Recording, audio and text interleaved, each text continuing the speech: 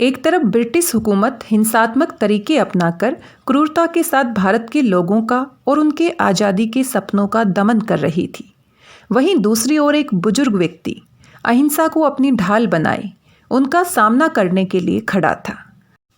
अहिंसा के उनके नायाब तरीके ने न केवल अंग्रेजों को देश से खदेड़ने का काम किया, बल्कि पूरे विश्व के सामने शांति के साथ आंदोलन चलाने का संदेश भी रखा।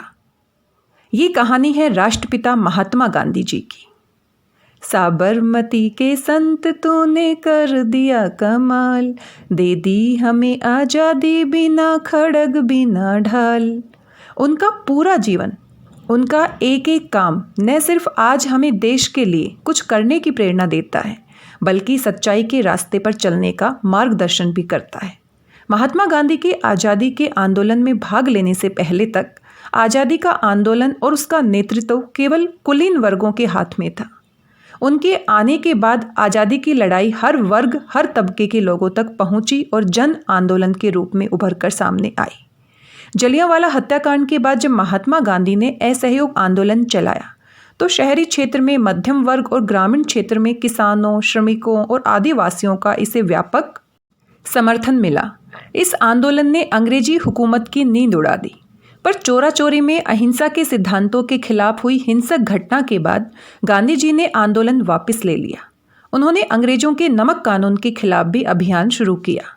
उस वक्त के ब्रिटिश कानून के मुताबिक भारतीय नागरिक न तो नमक जमा कर सकते थे और न ही उसे बेच सकते थे। इसके चलते भारतीयों को अंग्रेजों से भारी कीमत पर नमक खरीदना पड़ता था। गांधी जी ने हजारों लोगों की भीड़ के साथ दांडी यात्रा निकाली और ब्रिटिश हुकूमत के प्रतीकात्मक विरोध के तौर पर नमक बनाकर कानून तोड़ा, और इसके चलते अंग्रेजों ने उन्हें गिरफ्तार भी कर लिया। ये आंदोलन तेजी से फैल गया। हजारों लोगों ने अंग्रेजी सरकार को टैक्स और राजस्व देने से मना करना शुरू कर दिया। नमक सत्याग्रह के बाद एक मुट्ठी नमक बनाते हुए गांधी जी ने कहा था, इस एक मुट्ठी नमक से मैं ब्रिटिश साम्राज्य की जड़ें हिला रहा हूँ। और वाकई इस महात्मा ने सत्य और अहिंसा के साथ ब्रिटिश साम्राज्य को भारत से उखाड़ फेंका। महात्मा गांधी चाहते तो इंग्लैंड या साउथ अफ्रीका में रहकर वकालत करते रहते। वे इतने संपन्न परिवार से थे कि उनके पास सारी सुख सुविधाएं और संसाधन थे। लेकिन महात्मा गांधी ने देश के लोगों की बेहतरी और देश की आज़ादी के लिए अपने शरीर पर एक धोती के अलावा सब कुछ त्याग दिया। उन्होंने ठान लिया था कि देश को आज़ाद करा के ही रहेंगे।